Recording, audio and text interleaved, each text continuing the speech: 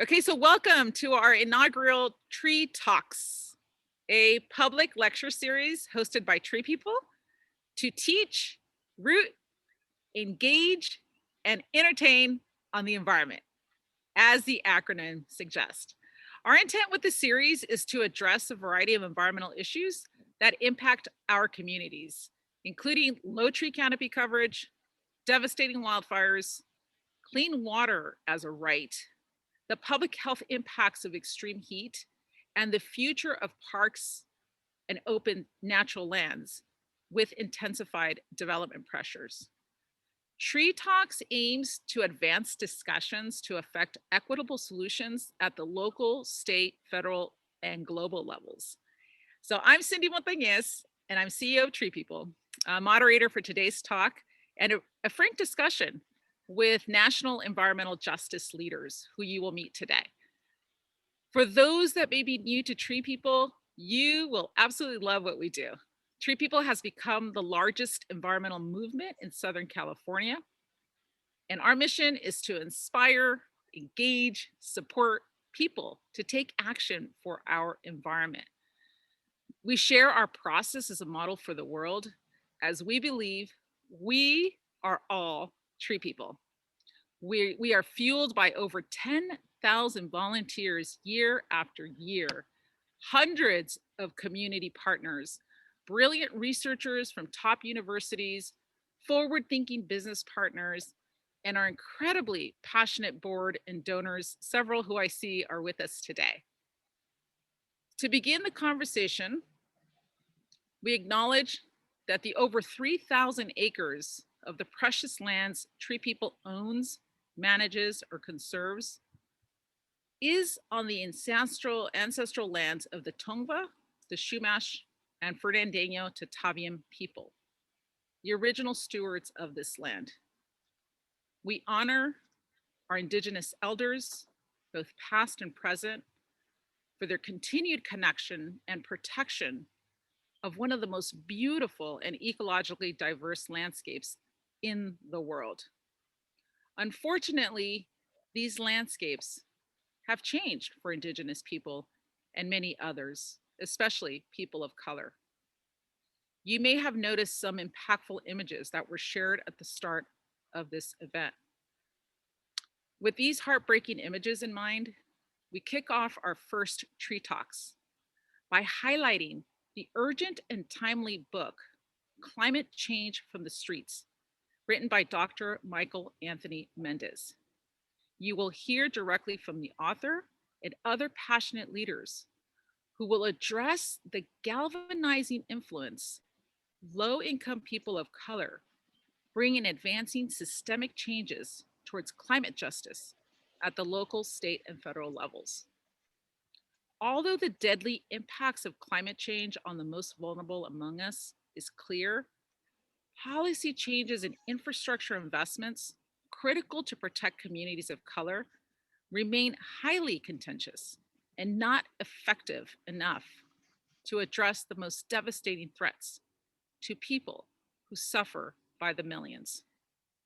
It is an undisputable injustice, for example, that African American women and Latinos have an over 45% higher likelihood of dying after just 5 consecutive days of temperatures over 95 degrees.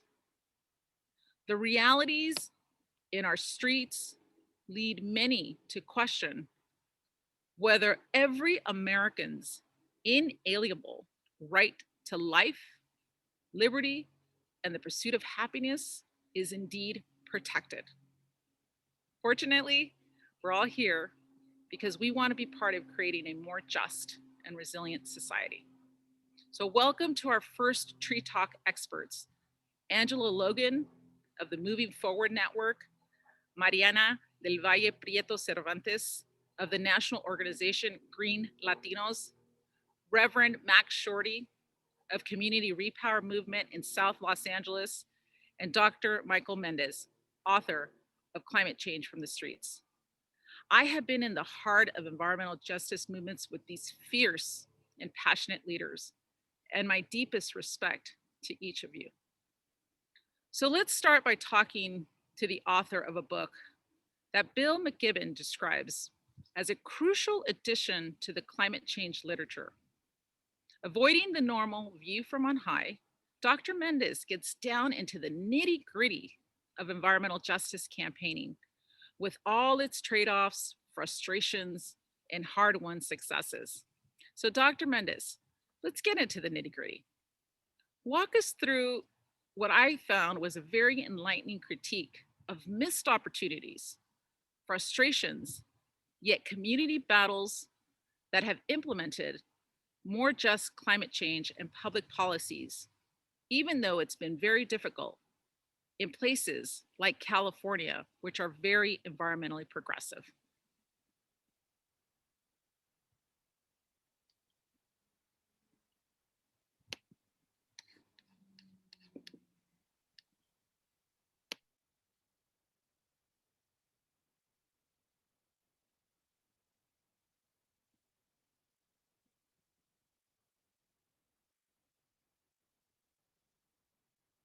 Why don't we, while we have Dr. Mendes reconnect, why don't we go to Angelo Logan to continue the conversation, and we'll come back to Dr. Mendes. So Angelo, your life is rooted in organizing in LA's most polluted neighborhoods. I've seen you fiercely pushing for systemic policy changes and building diverse coalition movements. You've fought against port pollution, rail yards, contaminated sites that have gotten people sick, and a lot of other injustices. So, can you tell us what fueled you to get involved and truly help mold what is today's environmental justice movement? Well, first of all, I want to thank you, Cindy, and the other panelists. It's an honor to be on a panel with all these great folks. Also want to thank TreePeople for putting together this great series of discussions, dialogues, and presentations.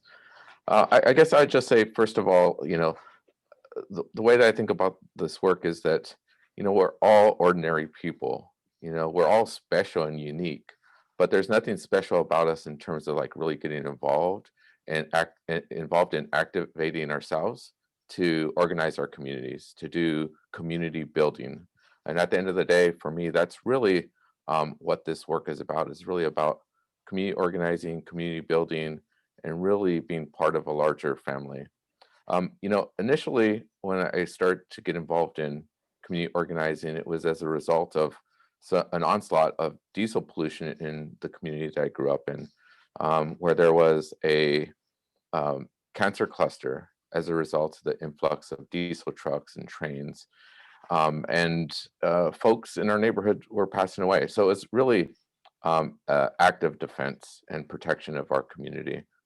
But it's everyday people that came together to establish East Yard Communities for Environmental Justice, which I was a co-founder. And at the time, I was working basically as a mechanic and handyman, and would work with my community to come together to figure out what were the solutions that we needed to protect the health and well-being of our communities. And you mentioned this, the injustice of certain communities, working class, working poor communities of color, throughout California and the world. There's many communities like the community that I grew up in, and they're not just have lack of access to some, of the things that we should have access to, but there's actually an assault on our communities. And so for that, we need to stand up to our communities and not only fight to survive, but fight to thrive in our communities. And so, that's really, at the end of the day, is the work that I've done over the last 20 years is to really help to build community and to build a strong movement for environmental justice and climate justice. Okay, thank you, Angelo. I mean, I know I could personally say that, 20 years ago, here we were.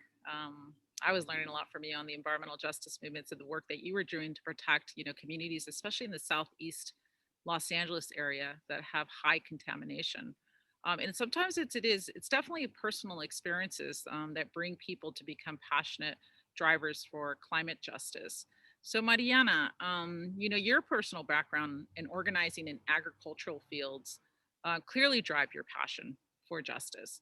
So why don't you tell us a bit about the most life-changing disparities and environmental injustices you have seen in your career, and how has that shaped your activism?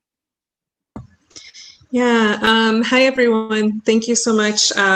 It's an honor to be a part of this panel and an honor to be here with everybody that decided to sign in and learn a little bit more about this. I guess just a little bit of background on myself. I grew up in Mexico. I came here when I was 8 years old. So my family is an immigrant family, and we settled in Central Coast, California. So we settled in a place that was really close to nature, really close to the ocean, to some beautiful places. But growing up, I had little to no access to those areas. I recognized those disparities early on, but wasn't able to really pinpoint to them till later on in my life. So it was really, again, really being next to the ocean, next to places like Big Sur, but having a lack of transportation, even though I was miles away from that. My mom worked really hard to put food on our tables. She was a single mother with 4 kids. So that also was kind of a disparity for us to even get outdoors. There was a language access for many years there, and just this fear that was ingrained in us because we were immigrants, that really made it so that we didn't feel welcomed in these spaces. So I think that experience, growing up in that, and then growing up as an adult and realizing those disparities and the disparities in my community, especially our farm worker community, was something that really drove my passion and really drove me to want to do something about it. Learning about environmental issues was something that really helped to pinpoint that environmental racism in many different aspects of our communities, whether it's having clean access to clean air, access to clean water, or even clean food, right? Not being able to afford vegetables and fruit when I was right next to the fields was something that really impacted my life, and was a way for me to turn that passion into wanting to advocate for our communities, wanting to do outreach to our Latino communities here in this area, and wanting to connect them to the ocean and to the beauty that it provides, and not just the beauty that it provides, but also how it can help us when it comes to the climate change crisis. Yeah, thank you for that, Mariana. And let me ask a quick question to Reverend Mack. When we talk about justice, we know that Watts, South LA, has been a key center for justice movements since before even the civil rights movement. So, how do you place environmental justice at the forefront of conversations when we're fighting for equity in the community? How do we ensure that these issues that Angelo and Mariana have brought up that affect millions throughout our state and our country, people are also confronting other problems. So how do we ensure that environmental justice can become a part of the conversation for equity? Well, first of all, I'd like to thank you for having me on board to represent Watts and South LA, Compton, of course. It's a great conversation to have because people have forgotten where we have came from and literally has given up on the fight to continue the fight. The fight was going on way before we had issues with law enforcement, we had issues with any issues we had. But to bring it to the forefront, the underserved communities deserve to have a seat at the table, not to just continue to be taken advantage of. I see people online, my sister, Jackie Badagio, who I started the Watts Clean Air Group, and my brother, Big Mike Chatham, along with Kent from Sierra Club. And, you know, we took this Three Amigo thing trip and we just took it around the state of California and just kept talking to our local officials, to our elected officials, to anybody that will lend us an ear. So it's basically about not giving up, even though the dominoes may be stacked against you, because sooner or later they will fall and give you that opportunity to have that seat at the table, to be able to express what is taking place in your community, what is involved in, you know, what it is involved. I mean, just for me to have been a part of the Measure W campaign, representing South LA, Watts, Compton, all of those underserved communities in LA County, to know that all of this water had just been going wasting, that maybe 10 to 15 years from now, when you go to pay for a bottle of water, it may cost you $5 to $10 a bottle because of water equity issues. I mean, you know, not even having our trees are getting older in Watts and Compton. We need that shade like everybody else. We need that tree canopy. And to me, as long as I'm breathing, I'm going to continue to fight for justice. I mean, it's been embedded in me through my grandparents who came to Los Angeles by right of the civil rights movement from Mississippi. So it's in my blood. So therefore, I love speaking and empowering other people and letting them know it's in us. You just got to bring it out. Thank you, Reverend Mac. So let's go to Dr. Mendes, now that I see you back. Walk us through again your book, right? Some of the highlights of your book, and you highlight the critical connection between justice, public health, right? You go through victories, frustrations, you know, a lot of what we've actually gone through for decades now. So you've gotten a lot of recognition for the work that you're doing. It's clearly timely and urgent, given the rise of new attention to justice issues in our country. So tell us more about your analysis and climate change from the streets. Great. Thank you, Cindy, for this opportunity. And thank you for the opportunity to reconnect and share with you some of the research and analysis that I have done throughout the nearly last 20 years in Sacramento and in local communities in Northern and Central and Southern California. And particularly appreciate your perspective as a former assembly member who I used to work for, who helped shape and mold my idea and perspective and worldviews on environmental justice, climate change, and environmental policy in general. So I'm going to share my screen, and I wanted to share this image of, that I include in chapter 4 of my book from the Oakland Climate Action Coalition. So I want to give perspective of how we're talking about environmental justice and climate justice as a racial issue. 10 years ago, or 12 years ago, when the Oakland Climate Change Coalition and environmental justice groups there really took over that process of local climate action planning, the environmental symbol around climate change was very abstract. And it was this tired image of the polar bear, which is very important to our environmental agendas, but back then there was a really lack of focus on local communities, particularly low-income communities of color. And I think this quote from one of the environmental justice organizations is really telling of that. Up until the last decade, climate change tended to be this white, affluent issue about saving the rainforests and polar bears. It hasn't had deep relevance for people trying every day to get by in the urban centers. Most of the messages of climate change are about eliminating global greenhouse gas emissions and not about people.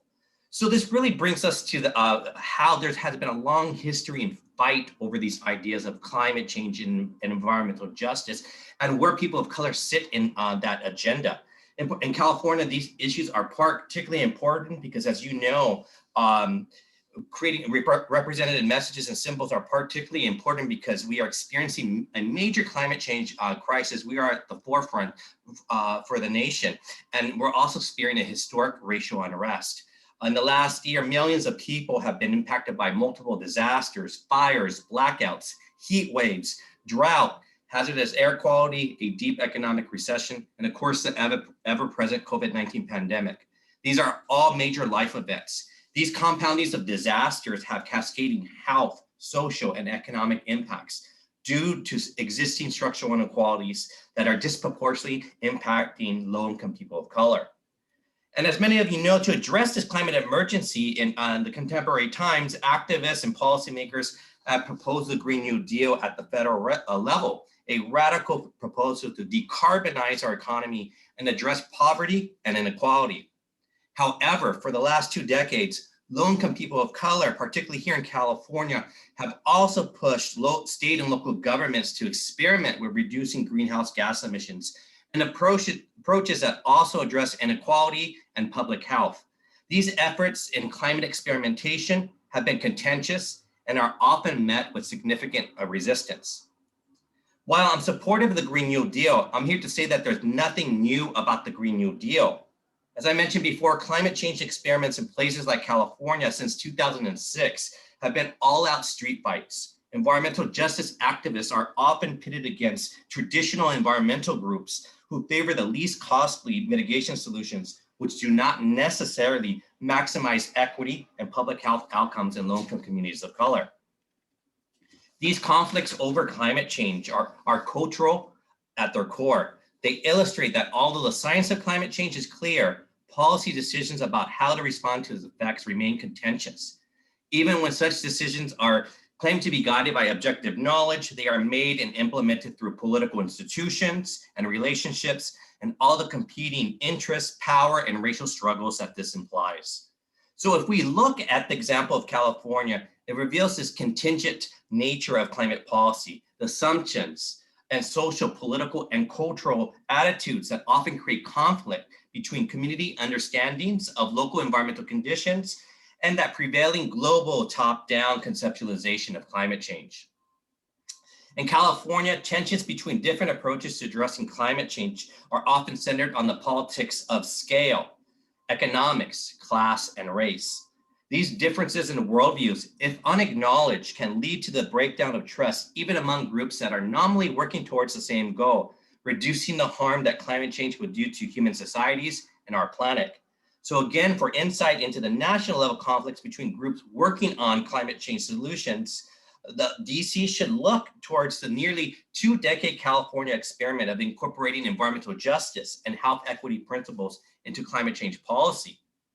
For activists and environmental justice activists in California, the main threat from climate change is, again, that disproportionate harm it causes to their bodies and the health of their communities.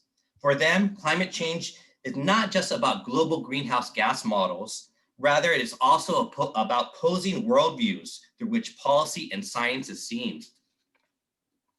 Yet in California, it's still often seen as this homogeneous entity that uniformly values environmentalism and climate action. This image universalizes the idea of climate change and detaches it from its local and cultural settings. It also obscures how the localization of environmental policy and science within the state involves a lot of processes of public consultation and legitimacy. For example, in this recent book that was published by major university press, it was described itself as a definitive book on California's environmental history. But in this entire 300 book, people of color are only mentioned twice and in passing. So it's an erasure of the traditional environmental narrative in California. It's an erasure of people of color and enacting and leading in comprehensive environmental policy and leadership. It's an erasure of the work that former Assembly member Cindy Montañez has done, activists like Angelo Logan and Reverend Max Shorty have done in their local communities. Therefore, I really published this book, Climate Change from the Streets, with the explicit focus on people of color. So this book foregrounds people, place, and power in the context of climate change and inequality. And a quick note, this research, as I mentioned before, originated in my public policy work in the California State Legislature during this 15-year period. So this provided me valuable insight and insider's perspective on how the interactions of government, businesses, and community-based organizations shape climate change policy. My research is further influenced by my own experience growing up in Latino immigrant communities of Los Angeles that face multiple environmental threats. At the youth in Pacoima, Sylmar, and Lakeview Terrace, I was surrounded by people resisting environmental racism. whether protesting the siting of landfills or demanding the cleanup of toxic property. They sought to understand how these situations originated, to develop alternatives, and to imagine new environmental futures. This has focused my work, therefore, on what the conceptualization of environmental justice and climate change has meant to activists, policymakers, experts, and scholars alike. So in closing, this embodied research examines new models of engagement with climate change and environmental justice that makes space for alternative paradigms and understandings of environmental protection. My engagement with stakeholders since 2006 has allowed me to critically analyze how the success of climate policy in California and beyond now depends on incorporating marginalized voices and embodied perspectives from the local and global scales.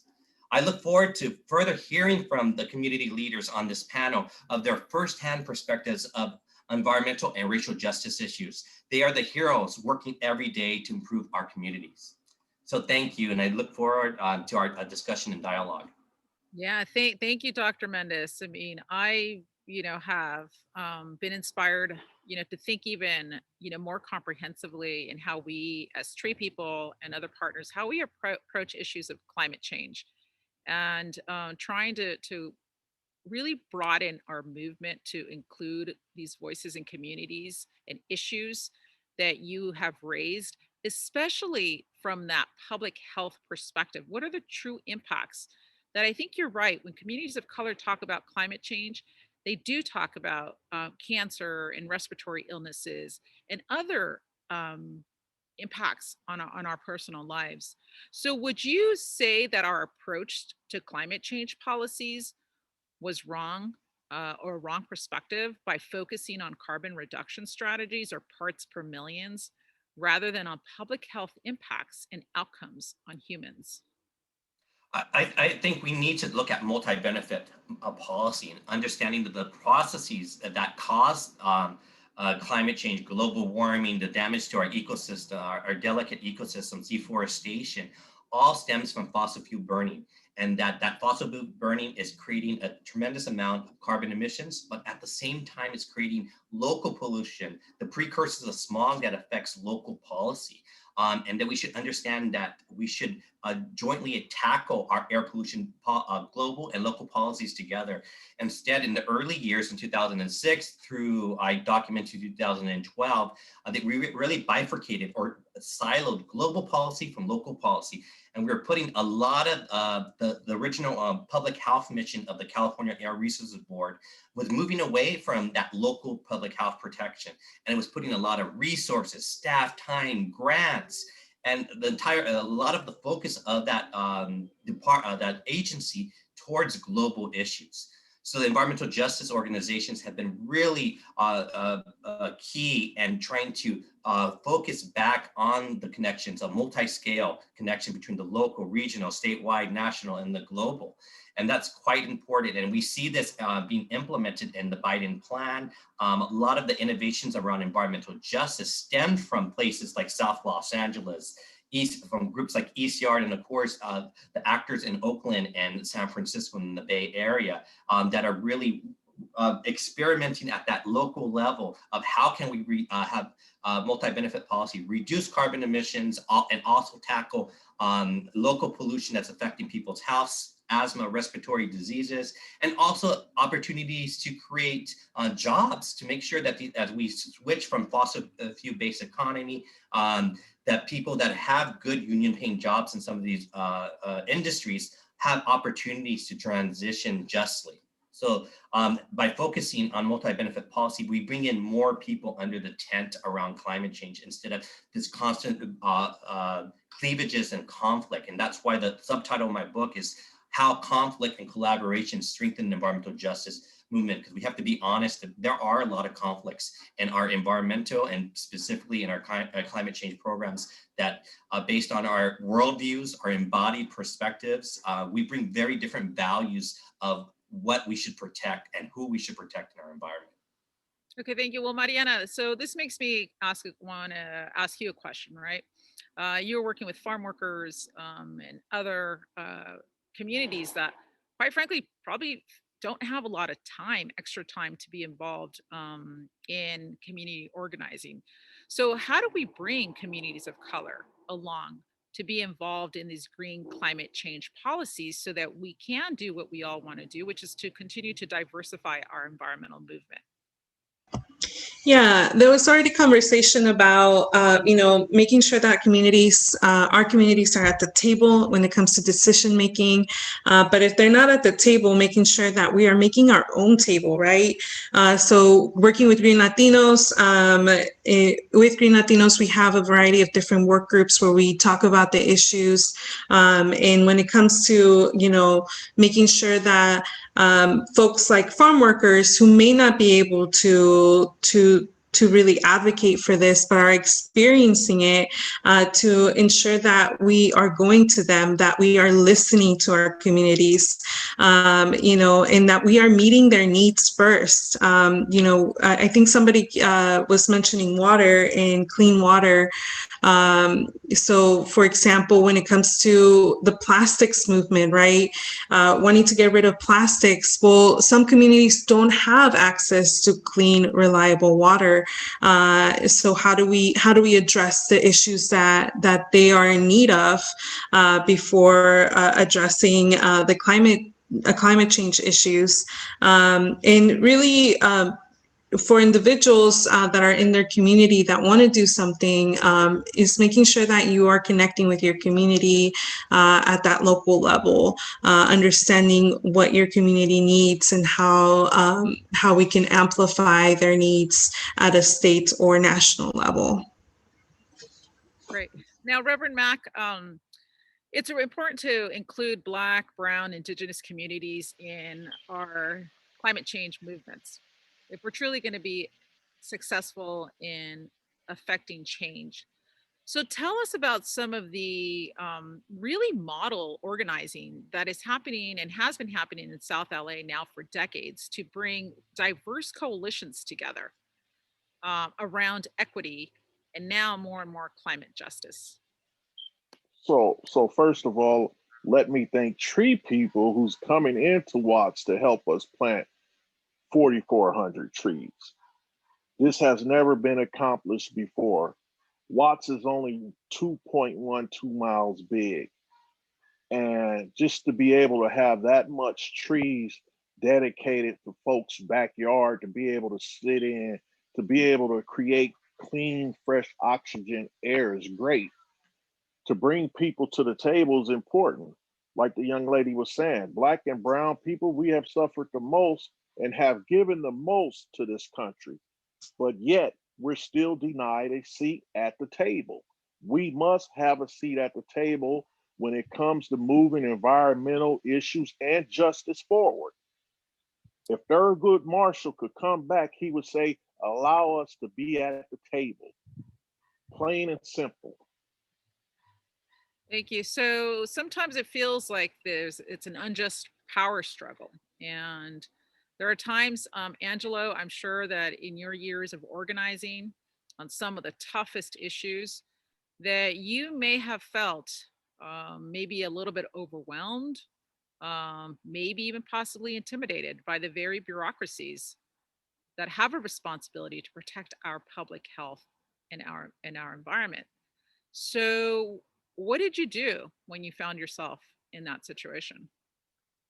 Yeah. Well, as I kind of got into this work, it was a whole new world, right? A whole new set of information and new language and process to navigate policy from the local to state to federal level, so that we can actually make systemic change to protect our communities. Completely new experience. And so for me and the folks that I organized with, we learned really quickly that one person is not going to make the change, right? And that if we're going to be effective, we need to learn from each other and from others. So always being open to learn from folks and really coming together as a collective effort to really make that change, to do the best work that we can. That collective thought process, that collective organizing, that collective movement is really what helps us move forward. Without organizing groups of folks, we can't get much done. If we try to do it from the top down, one person really trying to dictate to everyone how things should be done, it doesn't really work, right? It's like you need to build the foundation of community before you can really get sustainable long range change, systemic change done. So to your question, it was really about leaning on our community. You mentioned earlier, how do we organize communities when they're overwhelmed with having to work, whether that's in the fields or work in the factories or in the diesel truck or wherever it may be. At the end of the day, our communities are organized, right? Communities, a cohesive community is really a community asset. We depend on each other. We go to each other. We lean on each other. We learn from each other. We teach each other. And when we have to, we organize to protect our community together. It's like the same old thing, like, we go to our neighbors, our families watch our children. They pick up our children from school. We share our fruits and vegetables with each other. We look out for each other. And so that's really the essence of the work that we've been working on. Yeah, that actually, Angelo, what you were just describing is so common in lower income communities of color, right? When people come together, they help each other out despite what's going on in life, which there are obviously a lot of challenges all the time. And so there's a lot of successes, right? It's a tough battle. We've been at it for decades now, but can each one of you go through the successes from your organizing and policy work that you are most proud of, and things that you want us to learn from these efforts, especially those policy and organizing efforts that were successful that you may have at one point thought that they were just not going anywhere. So why don't we start with Reverend Mack?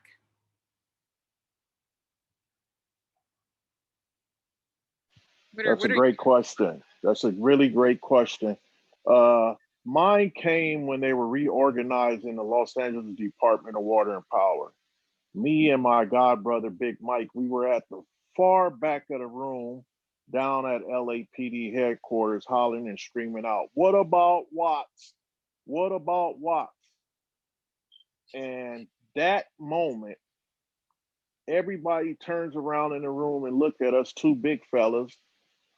I'm 6'5", he's about 5'5", and they looking like, who are these two big guys back there hollering about what about Watts? And from that came so much improvement. We got our first power pole charging station at the Bradley Milken building right in front of the Tom Bradley building. The Tom Bradley building named after him and the Milken Family Foundation. And now you can ride around Watts. I think we're maybe up to 3 car chargers. And several more has been added over at the redevelopment of Jordan Downs at the plaza. So, and then we got our 4,400 trees. Now we get solar power on people's homes and roofs to cut down. And we're going from 700 units in Jordan Downs to 1,400 units. And just to know that the people on this panel, even my great friend, Dr. Michael Mendez, just his book, Empowering People and letting us know that the fight is not over. We still in this fight to win it. Don't give up. The fight is not over. Powerful. Every time I'm in Watts, with community members there, I just get so moved and motivated and inspired.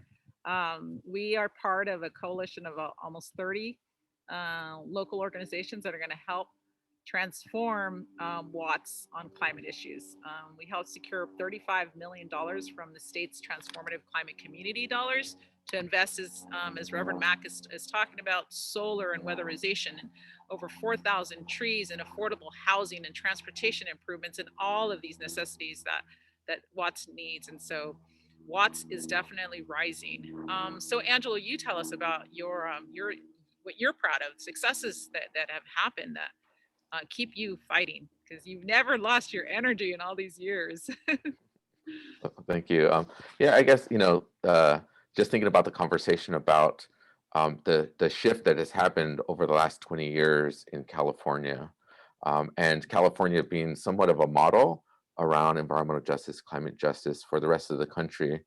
That didn't happen without organizing, without folks from San Diego to East LA to Oakland to Central Valley, folks organizing and coming together and pushing California legislators and policymakers to really shift that that outlook on how to approach and how to work towards the issues that are most important to us. So for me, what's been a real success is seeing that organizing and an increase, right? From house to house, from community to community, from neighborhood to neighborhood, from city to city, and literally across California and across the country. So when I see folks come together, in neighborhoods, and we have these local meetings, once a month, and seeing hundreds of folks come together to build community, to learn from each other, to work together is really a huge success. But then seeing that at the state level and the national level, as an example with folks like the Climate Justice Alliance, when you go to one of their convenings, it's powerful. When you go to Moving Forward Network convening, it's powerful. And you see folks from all over the country coming together to increase that movement. And as an example of that, everyone's looking at the California's Advanced Clean Truck mandate as a huge success, right? Mandating a percentage of zero emission trucks being sold in California by 2035. Huge, huge deal. But that didn't happen overnight. It happened because, 20 plus years of organizing. Exactly. That's just one example of what one of the things I'm proud of being part of. Yeah, and we're proud of you, Angelo. I mean, you were pushing, and for people that may not be as familiar with the Southeast LA communities, it is surrounded by freeways and heavy traffic coming off the ports and other areas. So Mariana, you tell us about your story. Yeah. So for us here at GreenLatinos, I think some stuff that really stands out for me as somebody that's a little bit newer to the organization is kind of sort of what Angelo was saying about organizing. We have been able in our capacity at the national level, organizing with other Latinx partners and Green Latino members to really push back, right? And the Trump administration's rollbacks of EPA climate and clean air protections, including rollbacks of methane standards for oil and gas sectors. And this was done with national, state, and local Latinx partners.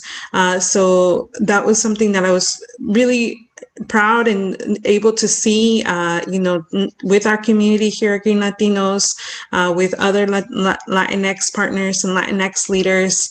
And like Angelo was mentioning, this is organizing that has been in the works for many, many years. So it was something that I was really proud to see as somebody that's newer to GreenLatinos and newer to this fight. Okay, let's have all of you, including Dr. Mendes, answer this question. Okay, so we've seen many communications and key actions on climate change from President Biden's administration. So from your perspective, what must the Biden administration accomplish around climate change in order for him to call his administration a success and catalyst for climate justice? If I can, I'll go first, but I'll be quick. The administration also called out environmental justice as being a major priority in their work. And again, that's because of years of work from environmental justice and climate justice communities across the country. So I think that, really leaning into that climate justice, to address racial justice, you need to address environmental justice. To address environmental justice, you need to address climate justice. And to really address climate justice, you really need to think about, in general, all the intersecting issues from racial equity, economic justice, and all the intersecting parts. So really leaning into those issues, making sure that we invest in working class, working poor communities of color to address the climate crisis. So that means investing in good paying jobs as we develop and construct and maintain electric vehicles, sustainable power, and all the other solutions that we need to get to address climate justice or the climate crisis.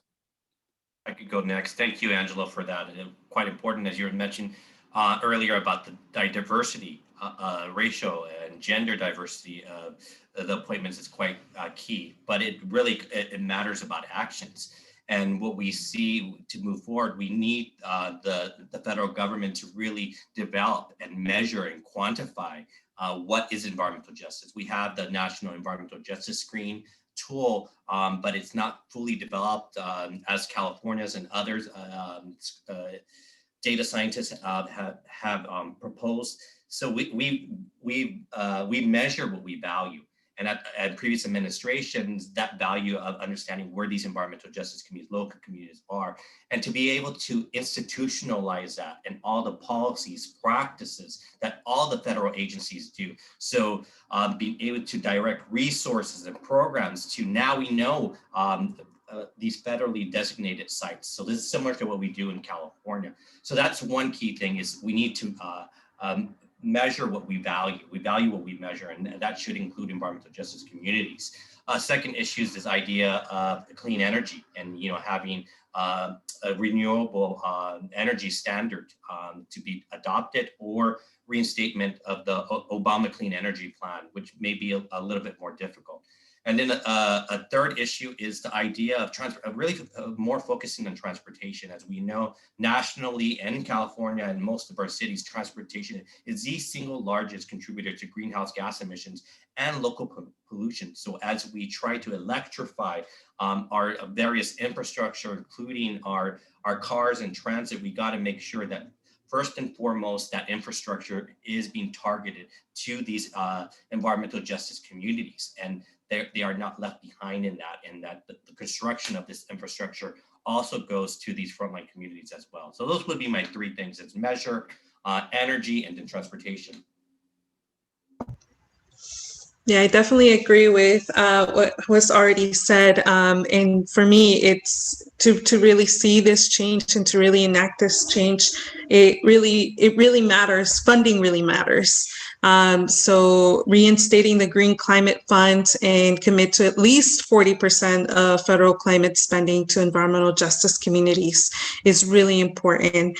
And when we talk about just transition, making sure that we are putting in giving funding to a broad job retraining, especially for oil field workers who can transition over to these other renewable jobs.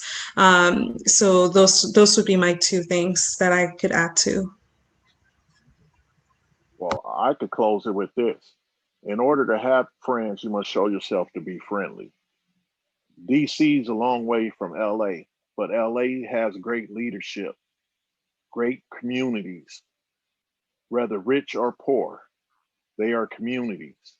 We may be far from DC, but we know how to set goals and reach them. So to the Biden administration, you will never ever get forward with your EJ issues unless you come to California and empower people.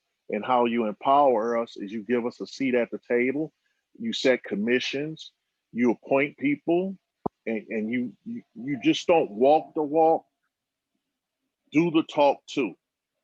You're doing a lot of talking, but you have to show people that you mean what you say, and you got to deliver on it. Don't set us up for another failure. We have had 4 years of failure. It's time to move forward for the future of the United States of America. Cindy, if I can just add one last thing, I think it's really important to highlight what I think I heard from folks is that it's important to invest in EJ communities. And one of those, as an example, is investing in infrastructure in EJ communities. But it really has to happen really following the community's local solutions, right? This can't be the Biden administration deciding that, for instance, the 710 freeway needs to be expanded to allow for triple the amount of diesel trucks, right? That's not a benefit of a local community. It might be, you know, an inducer of jobs, but it's not going to help the community because it's going to just make things worse. So that's one example where local community has determined that an investment means mandatory zero emission trucks on that freeway. And so it's really about local solutions and investing in local solutions, really leaning into self-determination of these communities.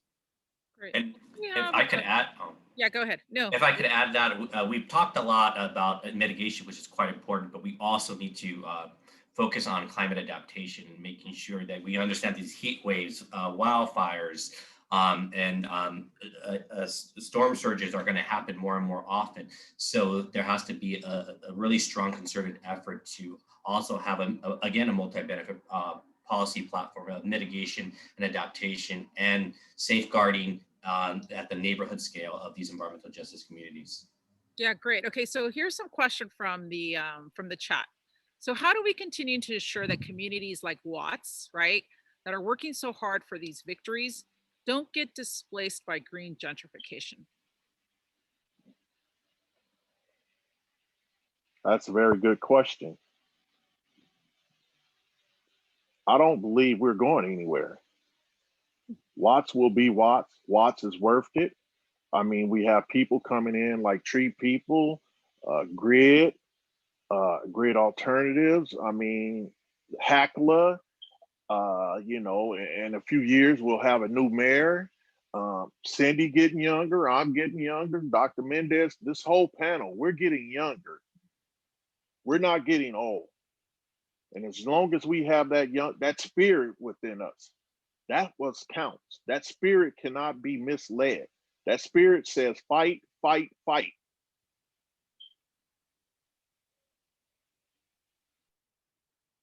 Okay, thank you for that. There's another question that has to do with the Paris Climate Accords. Yay, you know, to President Biden. So Red Plus. So that is basically having to do with addressing deforestation and destruction of our forest. So the question is, or the statement is, California supports the Paris Climate Accord, right? And I think all of us here on this call, the panelists, strongly support the climate accords. We as TreePeople also were just relieved and excited that the president took that decision. We are heavily focused on the issues dealing with forestry, deforestation, degradation. We see it a lot, not just, you know, in precious forest all over, local mountains, local forests that are critical to our watershed health, that are critical to habitat, to biodiversity, to our livelihood as humans. So we are going to be actively involved, or are actively involved, and absolutely agree, you know, with our listener today that we have to do everything to ensure that there aren't violations. So thank you for that question. Okay, so another question is Indigenous communities. So how do these conversations that we are having, how do these apply to Indigenous communities?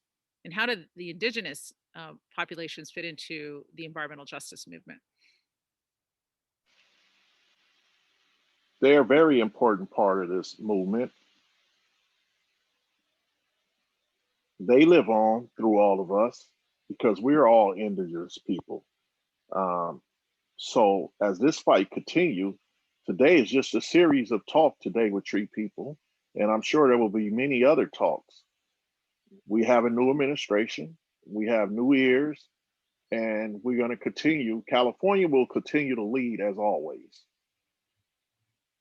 You know, when we talk about environmental justice communities, really what we're talking about is Black, Indigenous, and communities of color that are hit first and worst when it comes to the climate crisis. So we know that Indigenous communities need to be at the table, and they need to articulate and be able to put forward their local solutions, right? And we need to really be able to show up in solidarity for our Indigenous, Black, Brown communities of color as we are working towards our local solutions. We may not see the local direct impact or the benefit, but when we come together, we can make dramatic change and improvements. So I got to say, that's really important that we center our environmental justice work on Black, Indigenous, and communities of color, making sure that we're advancing local solutions, because when it comes to the climate crisis, you know, the climate change starts in our hoods, and in our hoods means also on the res, it means in our neighborhoods, it means on the campos, it means, you know, that block to block that we need to make the change locally, and then we'll see that expand to a global improvement. Wonderful. I could also add that I think that it is important to, of course, help support our Indigenous communities, and how can environmental justice communities in California and nationally support these sovereign nations within the United States as well as globally. You know, tying it back into the RED question, that has the RED offsets in California. There has been proposals to try to link California's cap and trade system to forest offsets in the global south and Acre, Brazil, and Chiapas, Mexico, which is one of the major chapters in my book. And sort of the conflicts between exporting pollution opportunities overseas and allowing some groups, indigenous tribes, to be able to engage in forest conservation projects with polluting industries in places like Chevron, Richmond Refinery. So it's not sort of obviously a homogenous organization. Some indigenous groups are not supportive of RED. These are particularly smaller groups that are not formally recognized by their government and don't have formal land title. So understanding that these complex systems of cap and trade and carbon markets affect indigenous communities differently, depending on the context and their sort of political platform they have in their home countries. Yeah, we actually could have a whole discussion, you know, on just these impacts of provisions like RED. So thank you, Dr. Mendez, for that. We are at 2:00. And this has just been just incredible, again, to listen to the four of you. Thank you again for spending time with us. Thank you to all of our viewers today. We're gonna turn on the cameras so we could all see our incredible community that came together. And you know, remember, we're all tree people. We have an incredible opportunity to truly slow down the effects of climate change through many different actions, but sometimes just that simple and fun act of planting a tree. If you don't know how to do anything else, we all know how to plant a tree. So I just encourage you to stay involved with these organizations, stay involved in your community. Be on the lookout for an email, by the way, that we're going to be sending out. It'll be a quick survey and a link to today's Tree Talk. We'd really appreciate hearing from you and learning what you'd like to see in future Tree Talks.